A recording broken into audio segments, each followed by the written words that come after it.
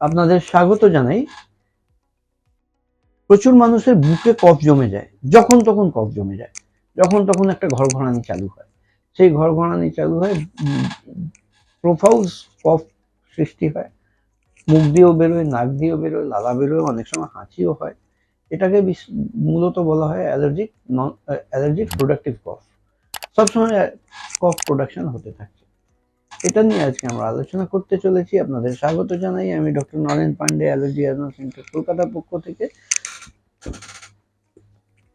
আমরা কলকাতায় allergy asthma centre, কলকাতায় শিয়ালদা স্টেশনের পাশে 5 মিনিটের হাঁটা পথ, মৌলালী মাজার। তার বাঁ দিক দিয়ে যে রাস্তা বেরোচ্ছে তাতে প্রবেশ করে একটা বাড়ি ছেড়ে দ্বিতীয় বাড়িতে আমরা অবস্থিত। আমাদের এখানে পরিষেবা নিতে গেলে নিচে দেওয়া নাম্বার 7278034776 যোগাযোগ করে 500 টাকা অগ্রিম নন রিফান্ডেবল অ্যাপয়েন্টমেন্ট ফি পাঠিয়ে আপনারা অ্যাপয়েন্টমেন্ট নিয়ে এসে পরিষেবা নিতে পারেন। আপনারা যারা নতুন দর্শক এসেছেন ওনাদের স্বাগত জানাই এবং অনুরোধ করি লাইক, সাবস্ক্রাইব, কমেন্ট, শেয়ার করার জন্য। পূর্ণ দর্শক যারা লাইক, সাবস্ক্রাইব, কমেন্ট, শেয়ার করছেন ওনাদের অনেক অনেক ধন্যবাদ জানাই। মূল আলোচনায় ফিরে আসি। এই যে প্রোডাক্টিভ টাইপ অফ কফ যে তৈরি হয়, এই যে প্রোডাক্টিভ কফ হয়, এই প্রোডাক্টিভ কফ প্রচুর মানুষের হয়, আর ভোরবেলা আর সন্ধ্যার পর থেকে এটা বেশি বৃদ্ধি পায়। বিকজ এই ডিফারেন্ট এনভায়রনমেন্টাল ফ্যাক্টর আর হাইপার সেন্সিটিভিটির জন্য হয়। এনভায়রনমেন্টাল যে ডিফারেন্ট পলিউটেন্ট আছে সেগুলো নিঃশ্বাসের সাথে আমাদের শরীরে প্রবেশ করে। Respiratory tract lung is the largest organ which is expose to the environment. আমাদের লাং একমাত্র এরকম অর্গান আছে যেটা পুরো ওপেনলি, অ্যাটমসফিয়ার ওপেন আছে। অ্যাটমসফিয়ারের সাথে যা নিঃশ্বাসের সাথে শরীরে প্রবেশ করছে এগুলো কিন্তু রিসিভ করে, আর রিসিভ করে এই যে মাস্ট সেল আছে সেগুলো রিসেপ্টর সেল, এগুলো রিসিভ করে হাইপার রিঅ্যাক্টিভিটি করে, আইজি রেজ করে আর টার্গেট অর্গানে হিট করে অ্যালার্জি ক্রিয়েট করে, যার জন্য রেসপিরেটরি ট্র্যাক্টের মধ্যে ইনফ্লামেশন হয়ে যায়, ফুলে ওঠে। নর্দমা একটা ভিতরে ফুলে উঠলে বা জাম হয়ে গেলে কি হবে, সব জল উপরে বেরিয়ে চলে যাবে। ঠিক সেরকমই নর্মাল হিউম্যানের কফ প্রোডাকশন হয়, বাট একটা লিমিটের মধ্যে হয়। আর যখন ইনফ্লামেশন হয় ভিতরে রেসপিরেটরি ট্র্যাক্টে তখন কি হয়, ওগুলো সব বাইরে বেরিয়ে ছড়াছড়ি করে, সেই কাপগুলো বাইরে ওভারফ্লো করে। এই ওভারফ্লোর প্রক্রিয়াটা এই অ্যালার্জিক কারণে হয়।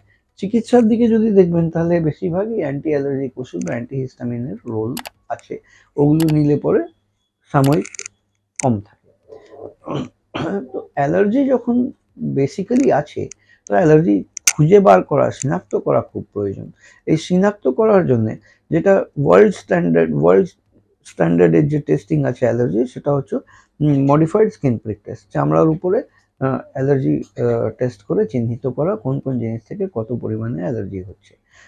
এই অ্যালার্জি টেস্ট আমাদের এখানে 144 বিভিন্ন ধরনের অ্যালার্জেনের উপরে করা হয়, যার চার্জেস 2500 টাকা হয়। পরামর্শ শুল্ক আমাদের এখানে কনসালটেশন ফি 1000 টাকা আছে। আর এই যখনই চেনা হয়ে যাবে, চেনার পরে তার স্পেসিফিক ট্রিটমেন্ট করার জন্য স্পেসিফিক ইমিউনোথেরাপি ভ্যাকসিন দিতে লাগে। এই স্পেসিফিক ইমিউনোথেরাপি ভ্যাকসিন নিলে 2-3 মাস পর থেকে বডির মধ্যে যে যে জিনিস থেকে অ্যালার্জি হচ্ছে তার বিরুদ্ধে ইমিউনিটি ডেভেলপ হয়ে যাবে, রোগ প্রতিরোধ ক্ষমতা ডেভেলপ হয়ে যাবে। হয়ে গেলেই কিন্তু এটা থেকে আমরা নিস্তার বা নিজাত পেতে পারি। এই ভ্যাকসিন যেটা বলছি আমি কথা, সেটা ইনজেকশন নয়, কিন্তু এই ভ্যাকসিনটা ওরাল ড্রপ হিসাবে মুখে খাওয়ার ড্রপ থাকে। এই ড্রপ 1 বছরের কোর্সের 8000 টাকা মতন খরচ হয়। এরকম পরিষেবা যদি নেওয়ার প্রয়োজন থাকে তাহলে নিচে দেওয়া নম্বর 7278034776 এ ফোন করে অগ্রিম 500 টাকা নন রিফান্ডেবল অ্যাপয়েন্টমেন্ট ফি পাঠিয়ে আপনারা অগ্রিম অ্যাপয়েন্টমেন্ট করে এসে এই পরিষেবা নিতে পারেন। আমরা কলকাতায় শিয়ালদা স্টেশনের পাশে হাঁটা পথ, মৌলালী মাজার এবং ইন্টালি সিনেমা হলের মাঝখানে বাড়িতে অবস্থিত। আজকের মতন এখানেই শেষ করলাম। আপনারা সুস্থ থাকবেন, ভালো থাকবেন। ভিডিও যদি পছন্দ হয় তাহলে একটা লাইক বাটন প্রেস করবেন, শেয়ার করলে অনেক মানুষ যারা জানেন না ওনারা ওয়াকিবহাল হতে পারবেন। আর সাবস্ক্রাইব যদি এখনো না করে থাকেন তাহলে দয়া করে সাবস্ক্রাইব করে যাবেন। আমি doctor Naren Pandey, allergy asthma centre, কলকাতার পক্ষ